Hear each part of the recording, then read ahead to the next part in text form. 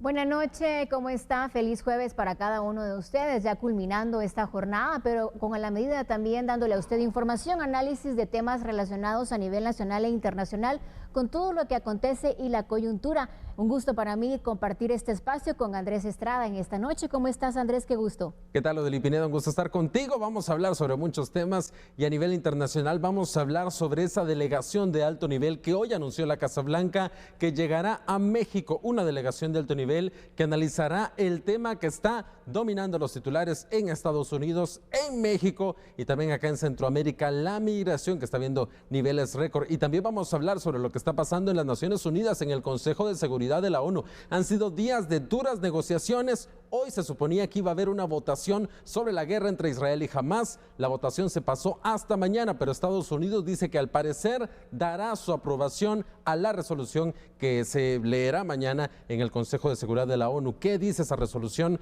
Lo hablamos en unos minutos.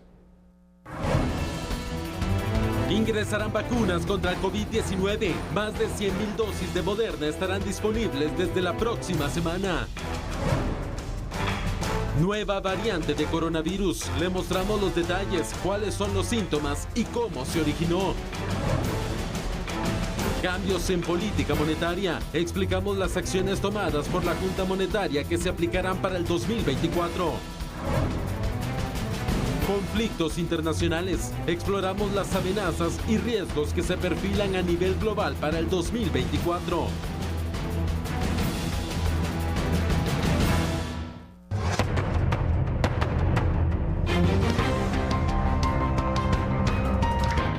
Comenzamos hablando del ámbito de la salud en el país. Preste atención porque la cartera de salud ha informado sobre la llegada de una cantidad superior a 100,000 dosis de la vacuna contra el COVID-19. El Ministerio de Salud Pública y Asistencia Social confirmó que arriba al país un nuevo lote de 150,000 dosis de vacunas Moderna. A partir del próximo 26 de diciembre, estas dosis comenzarán a ser aplicadas en todas las unidades de salud del país. La vacuna en cuestión se caracteriza por ser de una sola dosis, simplificando el proceso de inmunización para la población guatemalteca.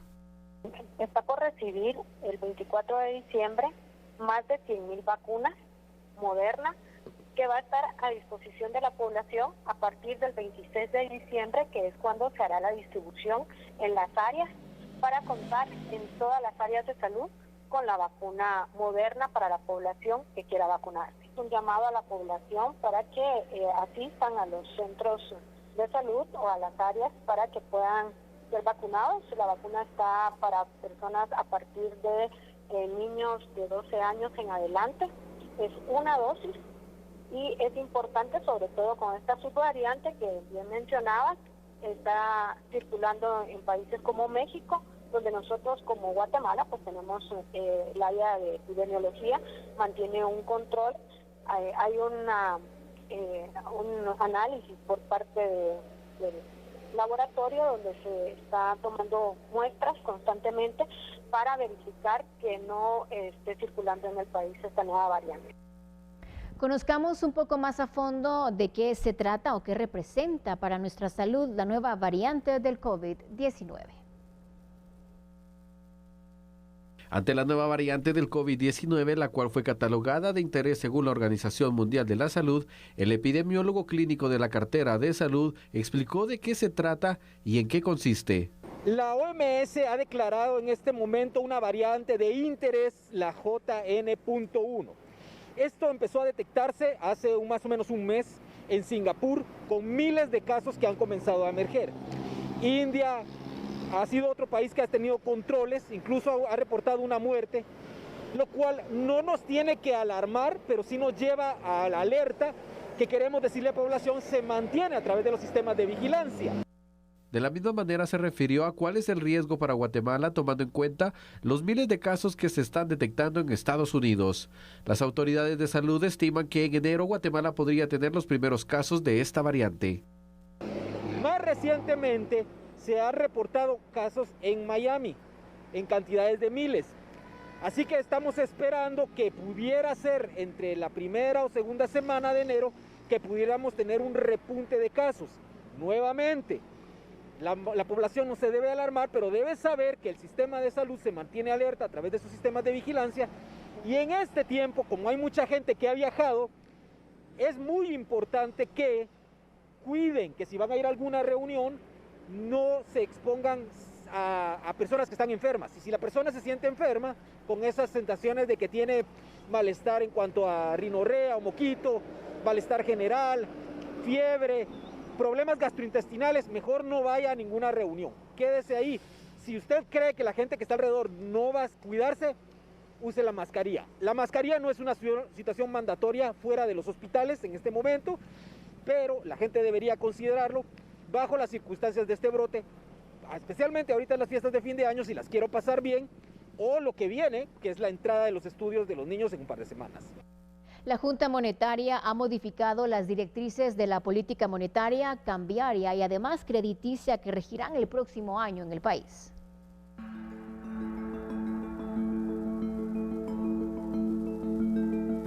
En el Diario Oficial de Centroamérica este jueves se publicó la resolución JM 143-2023 que indica los cambios realizados a la política monetaria, cambiaria y crediticia que se aplicarán para el 2024 y que incluyen modificaciones en la intervención del mercado institucional de divisas para contrarrestar cambios bruscos. Según se detalla en el anexo 9, el Banco de Guatemala realizará operaciones de inyección de liquidez con los bancos del sistema y sociedades financieras, aceptando como garantía depósitos a plazo en el Banco Central y bonos del Tesoro de Guatemala mediante la Mesa Electrónica Bancaria de Dinero y el Sistema de Valores de la Bolsa de Valores Nacional Sociedad Anónima. Respecto a la participación del Banguat en el mercado institucional de divisas, en compra y venta se mantendrá en $20 millones por subasta, sin exceder de 5 diarias o adicionales, incluyendo la primera. Durante este 2023, el tipo de cambio de dólar frente al quetzal mantuvo una estabilidad a pesar de la desaceleración económica mundial, situándose a la fecha en 7 quetzales con 82 centavos. Para el 2024, se prevé que la actividad económica mantendrá su resiliencia con un crecimiento entre 2.5% y 4.5%, con un valor medio de 3.5%. Aún hay placas para los vehículos en el país. Tenemos información que ha dado a conocer las autoridades tributarias. Luego de no concretarse el proceso para la adquisición de nuevos lotes de placas para vehículos, autoridades de la Intendencia de Atención al Contribuyente de la Superintendencia de Administración Tributaria señalan que esto generará un atraso. Sin embargo, se garantiza que aún hay distintivos para el 2024, por lo que se contempla lanzar un nuevo proceso. A la fecha se cuenta con 159.000 pares para vehículos de 4 ruedas y 278.000 para motocicletas, por lo que se contempla un inventario que alcanzaría hasta octubre y noviembre. Armando Pocus, intendente de la Atención al Contribuyente, brindó detalles al respecto. Lamentablemente no pudo adjudicarse la licitación que sacamos en este año para placas que deberían de cubrir las existencias de los próximos 2 años a partir de finales del 2024.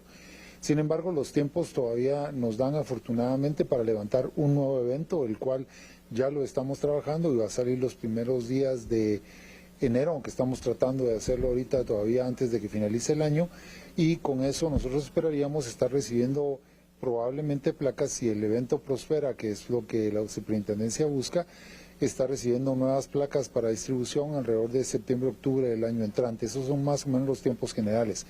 Nuestras existencias de placas de motos deberían de darnos, de acuerdo al comportamiento actual, para poder llegar también entre el mes de septiembre y el mes de octubre del año entrante, y las de vehículos de 4 ruedas deberían de darnos para el mes de noviembre aproximadamente, con los comportamientos actuales.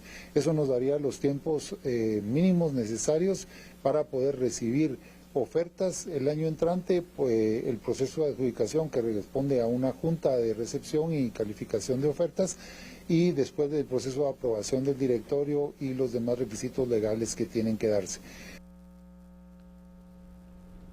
A partir del 1 de enero comenzará la recepción de planillas del IVA electrónicas, por lo que se espera un aumento del 20% para el 2024, tomando en cuenta que en enero de 2023 se recibieron en los primeros 10 días hábiles 120.000 planillas del IVA. Es de resaltar de que los trabajadores en relación de dependencia deben presentar la planilla y pueden recibir un gasto deducible de hasta 600 quetzales. Sin embargo, para ello hay que lograr un consumo facturado de 100,000 quetzales al año para obtener este beneficio de crédito, resaltando que es un derecho y no una obligación la presentación de la planilla. Importante también tomar en cuenta que en el 2022 se recibieron 96,001 planillas, mientras que en el año 2021 57,554, según han detallado autoridades tributarias.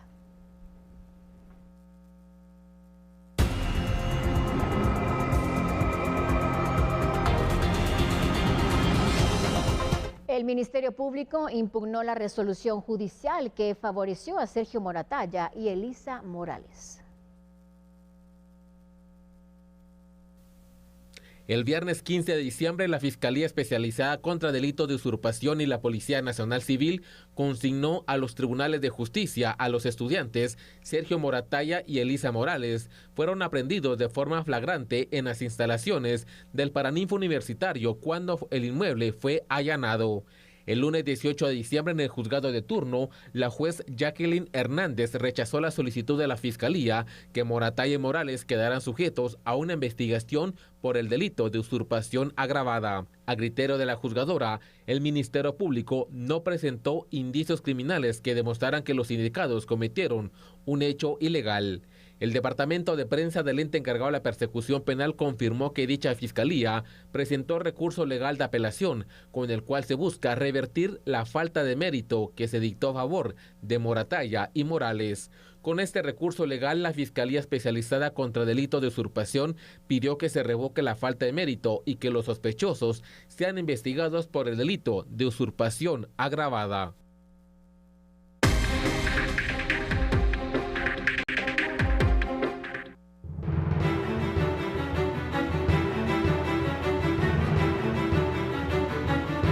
Un gusto que nos acompañen a la medida en esta noche de jueves. Tenemos como siempre un análisis en relación a los conflictos internacionales que ha tenido presente en este 2024 la población mundial. Y en este sentido me complace presentarles a nuestro invitado de esta noche, el analista internacional Leonardo Ruiz, a quien con mucho gusto saludo y agradezco el espacio para poder conversar. ¿Cómo está? Bienvenido al programa La Medida. Buenas noches. Buenas noches, Odili. Buenas noches, Andrés. Gracias por la invitación a esta nueva oportunidad con programa La Medida, con este tema tan complicado como son los conflictos internacionales del 2024. Gracias, licenciado Ruiz. Estaremos compartiendo con la audiencia algunos datos previo al análisis que usted nos va a acompañar a realizar, y para ello también le invito a usted en casa que preste atención a lo que ha afectado el mundo de alguna forma. También recordemos que colateralmente países como Guatemala en la economía se ven seriamente afectados. Para muchos analistas, los riesgos geopolíticos son una enorme amenaza clave para la economía y la estabilidad mundial en este próximo año 2024. En una encuesta de riesgo global realizada entre 130 empresas por Oxford Economics, casi 2/5 partes de los encuestados vieron la guerra entre Israel y Hamas como un riesgo muy significativo para la economía global para los próximos 2 años. También existe el temor de un conflicto regional más amplio en Medio Oriente, que podría incluir también a Irán y tendría implicaciones militares y globales. Pero no solo eso, también existen preocupaciones generalizadas sobre las relaciones entre China y Taiwán. Por cierto, Taiwán tiene unas elecciones presidenciales clave a principios de año. También sigue preocupando otro tema a nivel global, que es las relaciones entre Rusia y la OTAN en medio del conflicto que se ha suscitado desde el año pasado entre Rusia y Ucrania. También se debe tomar en cuenta que el próximo año se van a realizar elecciones en países clave, entre ellos Estados Unidos, por supuesto, el Reino Unido, India y Rusia, por nombrar algunos de estos países. Retorno con el analista de esta noche para que él nos acompañe con alguna de la información que usted seguramente en casa quiere conocer. Así que vamos a comenzar, licenciado Ruiz, junto a la guerra entre Israel y Hamas en la Franja de Gaza y por supuesto la invasión rusa en Ucrania, que lleva ya casi 2 años. En este momento se viven conflictos armados, podríamos mencionarlo a gran escala, en Burkina Faso, en Somalia, Sudán y también también en Yemen. Y Myanmar, por ejemplo, en Nigeria y también en Siria podemos mencionar algunos de estos conflictos. ¿Se está volviendo el mundo más violento? Mira, esta escalada de guerra que estamos viendo actualmente no es nueva para nosotros. Ahorita en el 2023 las estadísticas hablan de 58 guerras activas donde participan más de 1.000 millones de personas, equivalente a un 14% de la población mundial. Hemos visto cifras alarmantes, más de 100.000 víctimas, desde niños, jóvenes, mujeres, etcétera. Bien grave esta situación que está sucediéndose actualmente. Decir que es más conflictivo, pues estamos lamentablemente decir que estamos acostumbrados a este conjunto de guerras, en algunos años más intensas que otras por miles de razones, entre las que podemos hablar razones de política, razones de identidad, razones territoriales, razones de simple avaricia de los gobernantes de turno, muy mala gobernanza, sobre todo en estos países que mencionaste, de África, Burkina Faso, Somalia, Sudán, Yemen, Nigeria, incluso la parte religiosa.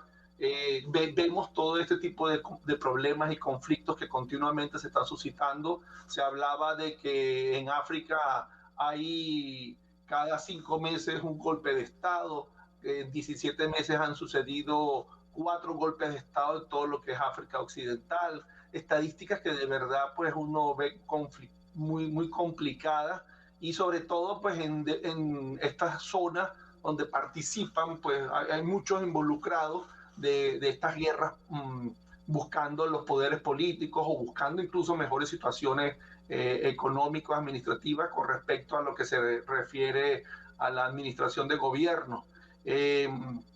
Pequeños países como Burkina Faso, por ejemplo, que pasan por pequeños periodos de estabilidad y después viene un golpe de Estado, otros quieren también inclusive lo que sucede a nivel de los países aledaños. Estos países, por ejemplo, que fueron colonias francesas, comienzan a tener problemas entre ellos mismos. Toda esta situación es lo que genera estas guerras, que lamentablemente pues generan esta cantidad de víctimas entre la población de la zona. Complicado porque todo este tema, no solo las ideologías políticas, sino también de creencia o ideología religiosa, han llevado a desencadenar una violencia que solo ha traído más violencia a otros países de esas áreas. Y Occidente, de alguna manera, también se ve afectado con la economía. Por ejemplo, lo que sucede entre Rusia y Ucrania ha impactado en algunos momentos de forma, digamos, colateral también la economía en el país. Así es, así mismo es. Tienen más visibilidad que otras. Lo que pasó ¿Cómo? Le doy la palabra, coménteme. Con la parte de los granos. Cuando nos podemos a ver qué sucedió con Rusia y Ucrania, resulta que entre los dos países tienen un porcentaje muy grande de todos los granos que se producen a nivel mundial. ¿Qué sucede? Que al restringirse esa situación de los granos, inmediatamente todos los países se vieron afectados con esta situación de la parte alimentaria, y lo que corresponde a un problema que se convierte en un problema mundial, a pesar de que está en una región que pudiéramos decir en Guatemala que está bastante alejada de nosotros, pero inmediatamente nos vimos afectados. Lo mismo con el precio de la gasolina, que inmediatamente subió, y hubo esta pequeña escalada económica, que todos nos vimos afectados con este conflicto que comenzó en febrero ya del año antepasado, que va a cumplir ahorita, en próximo febrero, en un par de meses, cumple 2 años la guerra entre Rusia y Ucrania. Una guerra que muchos analistas dicen que Putin creyó que en 2 o 3 meses lo iba a resolver, inclusive semanas, y ahora ya lleva ya va a cumplir 2 años. Toda esta situación en realidad pues nos vemos afectados a nivel mundial. Ahorita vemos cómo ahora los presupuestos de todas estas grandes potencias incluyen el componente de la guerra de Israel con Hamas, o de la guerra entre la guerra entre Ucrania y tratando de apoyar a Ucrania, y la escalada va creciendo. Ahorita Finlandia se asoció con la OTAN. Eso ha generado un conjunto de amenazas de los rusos, porque los rusos que pensaban que iban a aumentar su área, ahora resulta que están disminuyendo con toda esta gran cantidad de países que se están uniendo a la OTAN y están cubriendo toda la frontera entre Rusia y los demás países que algunos pertenecían pues anteriormente al famoso Pacto de Varsovia, etcétera, dentro de lo que era la Unión Soviética. Licenciado Ruiz, ¿por qué unas guerras tienen más visibilidad que el resto que están ocurriendo para todo el mundo? Es una pregunta muy interesante que siempre nos hacemos pues, todos los que trabajamos en este mundo analista, porque por ejemplo lo que está sucediendo ahorita en Myanmar, que es una guerra terrible, con unas muertes atroces, una situación en verdad bien lamentable. Recientemente en las Naciones Unidas se presentaba este caso de esta tremenda guerra que está tan terrible, que está llena de tantos abusos, cientos de muertos, y ¿por qué nadie conoce de esta guerra? Entonces, es un poco, podríamos decir, lo que está sucediendo en nuestra zona, qué es lo que está más cerca, qué es lo que está más lejos, qué es lo que está más llamativo. En mis recientes viajes en Europa vemos qué es lo que sale en la prensa, qué es lo que más se está moviendo, y vemos que este conflicto que es tan grave, que se está sucediendo en la antigua Birmania, prácticamente nadie lo conoce, a menos que uno se ponga a investigar específicamente sobre lo que está sucediendo en este país, nada pasa. Entonces uno se pregunta, es muy válida la pregunta, ¿por qué? Entonces, bueno, la gente está más preocupada donde hay una incidencia de los países, de las grandes potencias, que son las que atraen todo este tipo de prensa a los países, a las guerras donde no existe esta influencia de las grandes potencias, la OTAN, Rusia, Estados Unidos, China, y entonces no se le hace caso a pesar de lo terrible que está sucediendo con la población de estas regiones.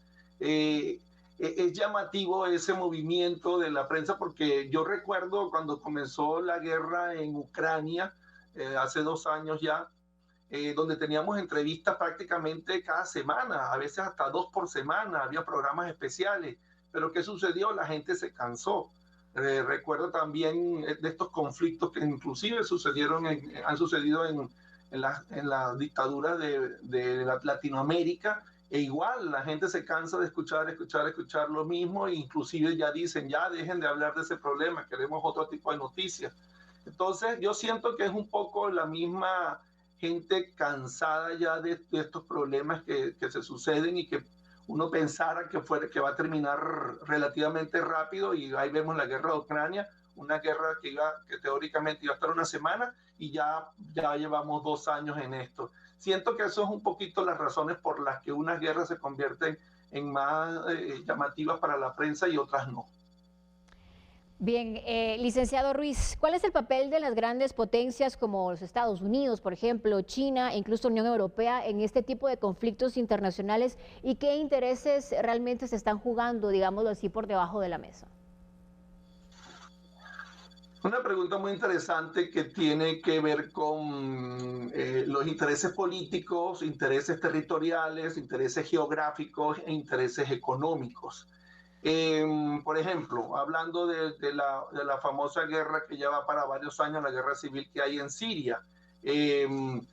Prácticamente cuando hubo levantamiento en el 2011 contra el presidente Bashar al-Assad, ya prácticamente todo el mundo daba por caído este gobierno, un gobierno de abusos, un gobierno donde la gente estaba extremadamente molesta por toda la situación que se estaba sucediendo.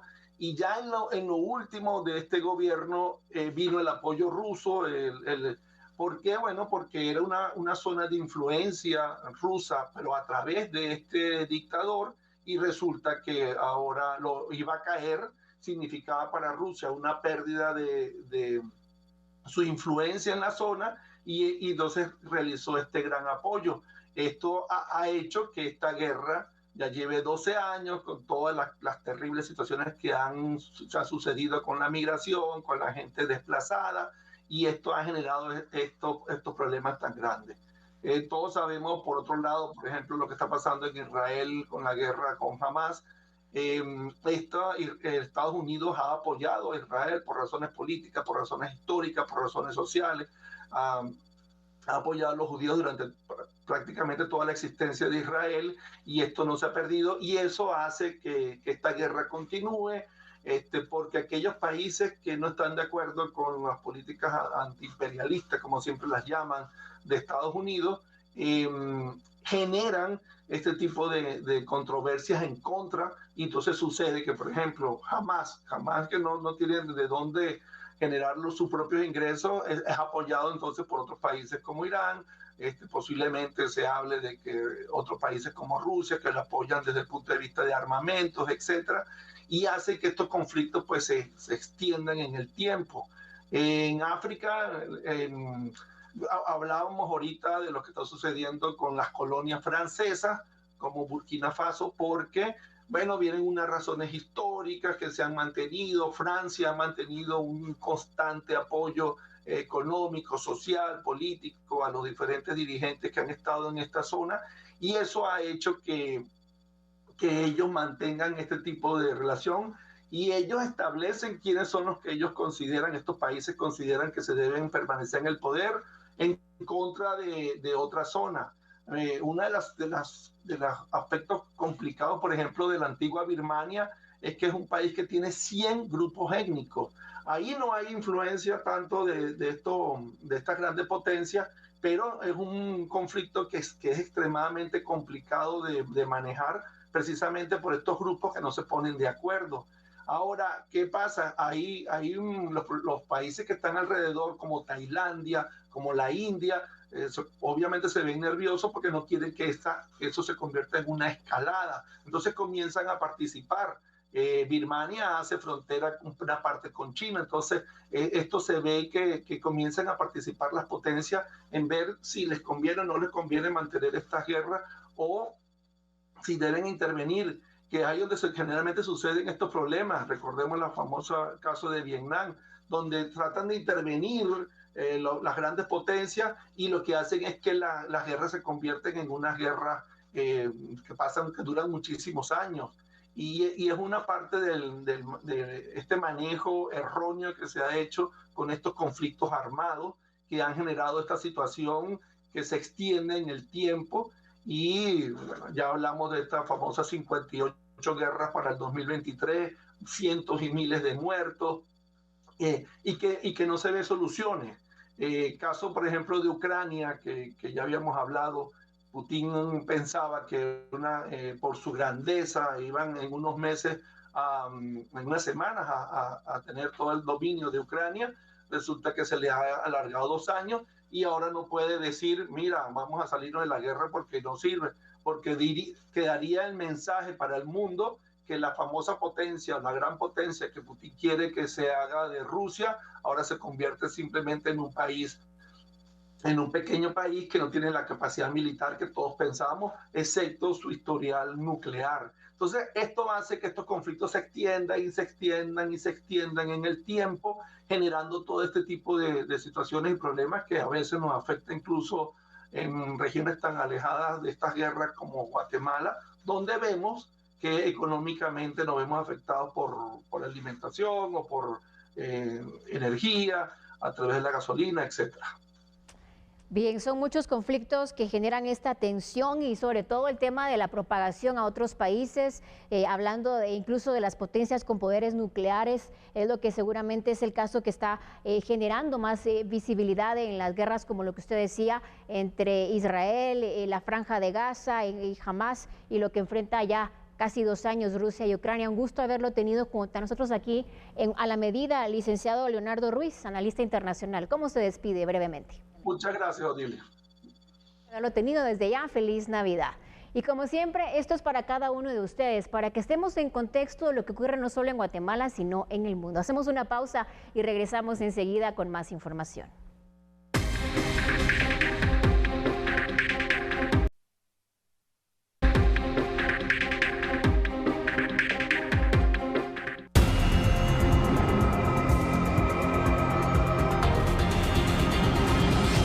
Continuamos con ustedes y bueno, tenemos más información. El titular del Poder Judicial, Óscar Cruz, optó por no comentar nada acerca de la sanción impuesta por los Estados Unidos a su predecesora, Silvia Patriz Valdés Quesada. El Departamento de Estado de Estados Unidos publicó este 21 de diciembre los nombres de 4 guatemaltecos sancionados por posibles hechos de corrupción y acciones antidemocráticas. En ese listado fue incluida la expresidente del organismo judicial y de la Corte Suprema de Justicia, Silvia Patricia Valdés Quesada. El documento norteamericano refiere la exmagistrada de la Corte Suprema socavó procesos o instituciones democráticas al participar en un plan para llenar la Corte Suprema y los tribunales de apelaciones con jueces corruptos. El titular del organismo judicial, Óscar Cruz, no quiso pronunciarse sobre la sanción impuesta a su antecesora.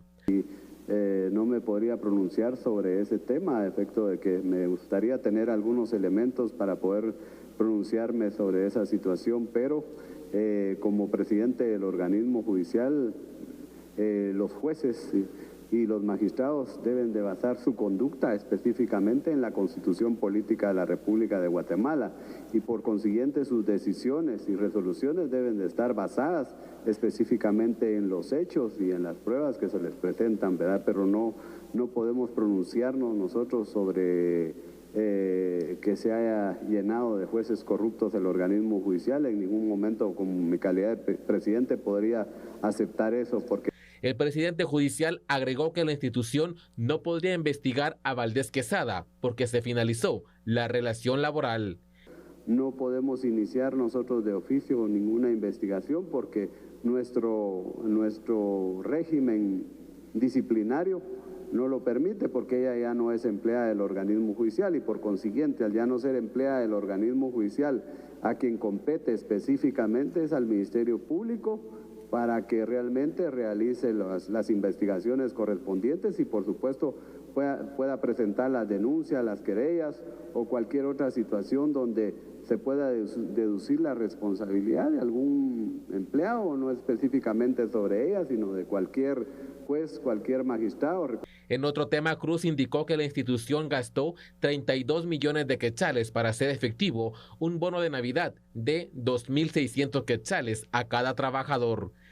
Fue una cantidad de 2.600 quetzales a cada uno de los empleados.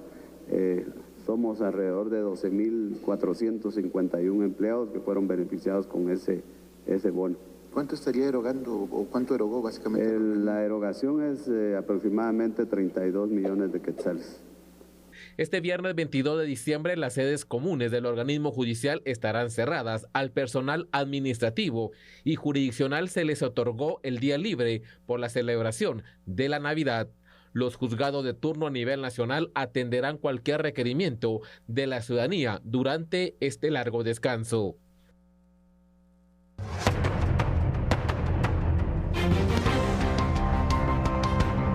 La implementación de 4 nuevos PCI y el respaldo también del gobierno de Corea son aspectos destacados de las estrategias recién diseñadas para combatir el contrabando en el año 2024.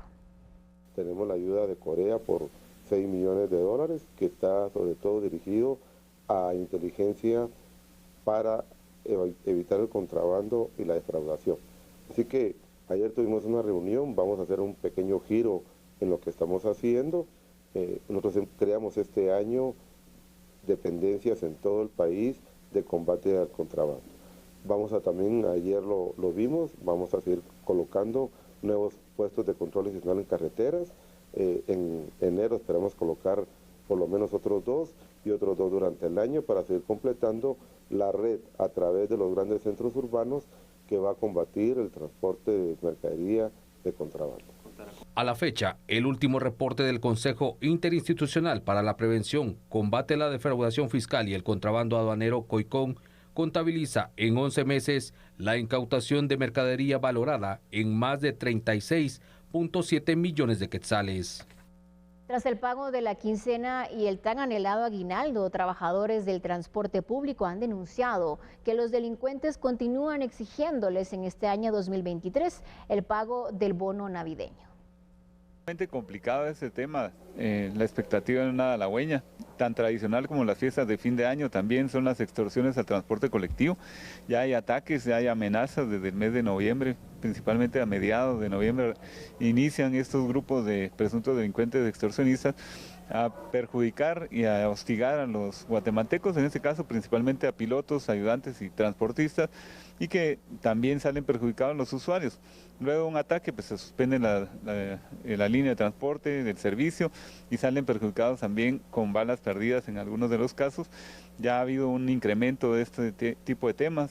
Estuvimos hace unos días también al pendiente de ese tipo de acciones que se están dando también nuevamente en contra del transporte extraurbano, y asaltos que se espera que se incrementen ahora en esta fecha hasta el 31 o 1 de enero del año 2024. Ya estamos en contacto con las autoridades del Ministerio de Gobernación. Ellos han indicado que ya tienen operativos y su plan de fin de año para evitar o contrarrestar este tipo de temas. Lo importante es también que el guatemalteco denuncie al 1555 de PDH y podamos, pues dentro de la función de la PDH, pues coordinar o solicitar a las autoridades que pues refuercen el tema de seguridad ciudadana. Ahora ya han arremetido en contra de taxis blancos o autorizados, en contra de taxis no autorizados llamados pirata o colectivos. También otros tipos de transporte como son los microbuses, los que operan a través de aplicaciones de celular y de computadora.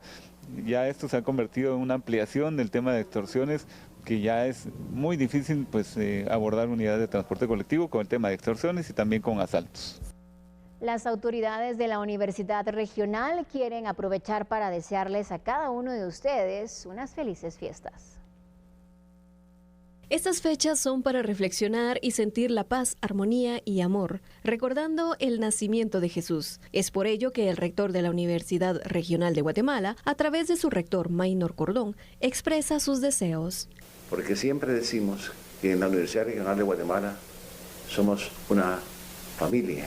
Y es la familia de la Universidad Regional de Guatemala, por medio de mi persona como rector, la que desea a todos los guatemaltecos una feliz Navidad y un año 2024 próspero, que logremos vivir acorde al fruto del Espíritu, con paz, paciencia, gozo, benignidad, fe, mansedumbre y dominio propio. La fe, la esperanza y el amor no deben morir jamás, y debemos mantenerla en el día a día y vivir acorde al fruto del Espíritu. Feliz Navidad, queridos estudiantes y profesores de la Universidad Regional de Guatemala. Feliz Navidad a todas las personas de Guatemala.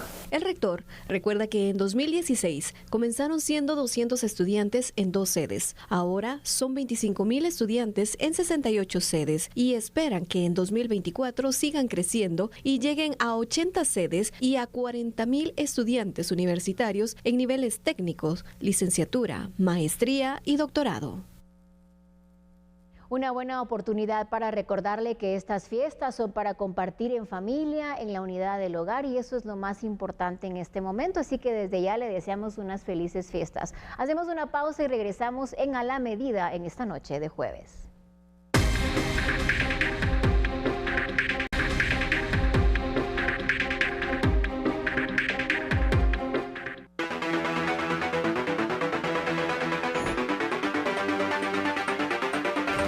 De las noticias internacionales acá en A la Medida, iniciamos hablando sobre esta delegación de alto nivel que hoy la Casa Blanca confirmó que viajará a México para tratar la situación migratoria en medio de este aumento en el flujo de migrantes que se está viendo en la frontera entre México y Estados Unidos. En los próximos días viajará esta delegación estadounidense de alto nivel. Así lo informó la Casa Blanca luego de que conversaran vía telefónica los presidentes Joe Biden de Estados Unidos y Andrés Manuel López Obrador de México. Biden, y sí es una delegación de alto nivel, le pidió a su secretario de Estado, Antony Blinken, el jefe de la diplomacia, también al secretario de Seguridad Nacional, Alejandro Mayorkas, quien es el que ve toda la situación de la frontera, de seguridad, de la patrulla fronteriza, y a la asesora de Seguridad Nacional de la Casa Blanca, Liz Sherwood Randall, que viajen a México en los próximos días. Según la Casa Blanca, los 3 funcionarios estadounidenses se reunirán con el presidente López Obrador y su equipo para discutir nuevas acciones que se puedan tomar juntos para abordar los desafíos fronterizos actuales. Las conversaciones, este viaje de alto nivel, se produce mientras la oposición en Estados Unidos, representada por el Partido Republicano, está presionando a los demócratas, está presionando al presidente Joe Biden para que realicen cambios importantes en la política migratoria, y los republicanos dicen que esos cambios migratorios son una condición. Biden tiene que hacer esos cambios a cambio de que ellos aprueben un paquete de asistencia de emergencia que seguirá dándole dinero a Ucrania e Israel. La Casa Blanca ha confirmado que existe un aumento dramático en la migración a través de la frontera. Se afirma que en su conversación telefónica, Biden y AMLO compartieron una preocupación similar sobre el aumento del flujo migratorio. Ambos mandatarios hablaron en términos generales sobre lo que se puede hacer dentro de México. Algunas de las medidas posibles podría ser aumentar los puestos de control en líneas ferroviarias y carreteras y ampliar la presencia de fuerzas de seguridad en la frontera sur de México. Hablemos ahora sobre Rudy Giuliani, ex abogado de Donald Trump, exalcalde de Nueva York, quien se declaró en bancarrota este día. Pidió declararse en bancarrota apenas pocos días después de ser condenado a pagar más de $148 millones por difamar a 2 trabajadores electorales en 2020. En su solicitud de bancarrota, el exalcalde de Nueva York declara bienes por hasta $10 millones y un pasivo de hasta $500 millones. La mayor de sus deudas son esos $148 millones que un jurado federal de Estados Unidos le ordenó pagar el 15 de diciembre a una mujer y su hija. ¿Por qué? Por difamación, porque Giuliani repetidamente hizo afirmaciones falsas, según este jurado, de que estas 2 mujeres habían participado en lo que él llama el fraude electoral de 2020. También se registran, según esta aplicación de bancarrota que él mostró, cantidades desconocidas que le adeuda a Hunter Biden, que es el hijo del presidente de los Estados Unidos, Joe Biden, y también a unas empresas que hacen estas máquinas con las cuales se realizan las votaciones en Estados Unidos.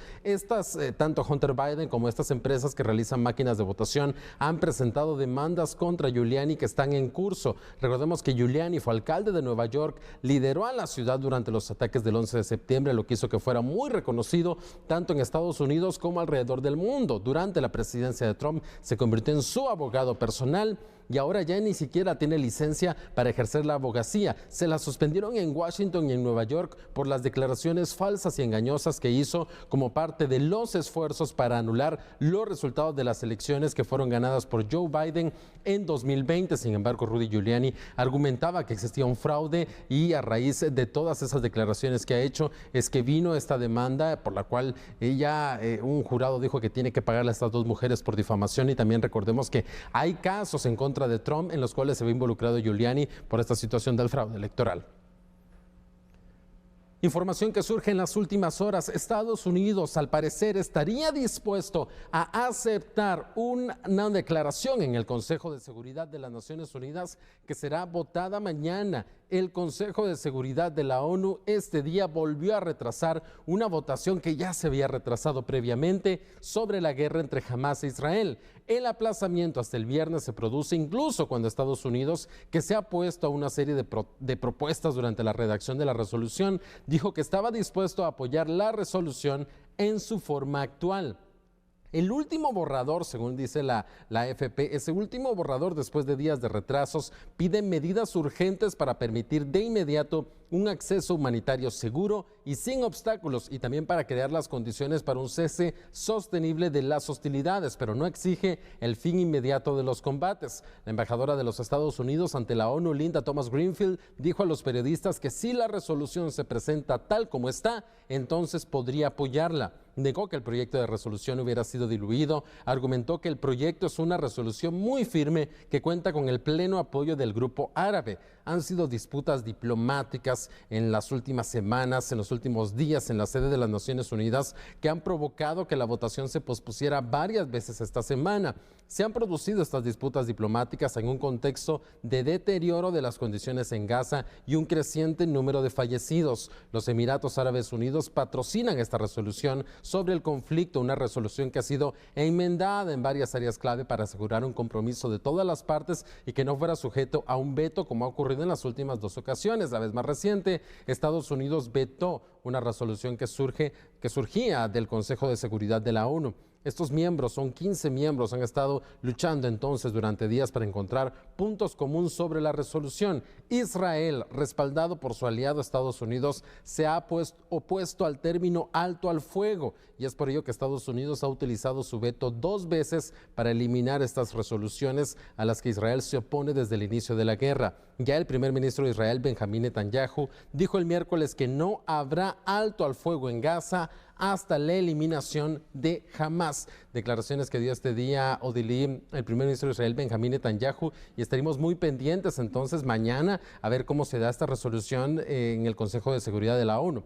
En las Naciones Unidas está la Asamblea General. En la Asamblea General participan todos los países. Esas resoluciones de la Asamblea General son no vinculantes, que quiere decir que ningún país tiene que cumplirlas, ¿no? Simplemente una resolución, pero no hay que cumplirlas. Por ejemplo, el bloqueo en contra de Cuba. Consistentemente, las Naciones Unidas han votado en contra de ese embargo de Estados Unidos a Cuba y Estados Unidos no ha hecho nada, no son vinculantes. Ahora, las resoluciones que surgen del Consejo de Seguridad de la ONU sí son vinculantes, pero no hay ningún método para castigar al país si no las cumple. Entonces, aunque son vinculantes, ha pasado muchas veces que los países simplemente las ignoran. Bueno, y en este caso continúan las intenciones de querer convencer al gobierno de Estados Unidos para de alguna manera permitir el ingreso de esta ayuda humanitaria a Gaza. Hablamos hasta el momento de la agresión israelí, pues ya más de 20,000 personas en palestinos, debo decir, muertos, personas que son inocentes y de alguna manera pues también Netanyahu, lo que tú mencionabas, que no va a dar este cese al fuego. Entonces la resolución es prácticamente una solución para todas las personas que están en medio del conflicto entre estas naciones. Complicada la situación, sin duda. Muy complicada. Bueno, momento de despedir esta emisión de A la Medida. Un gusto haber estado junto a ti y cada uno de ustedes. Andrés, qué gusto. Feliz noche, hasta la próxima.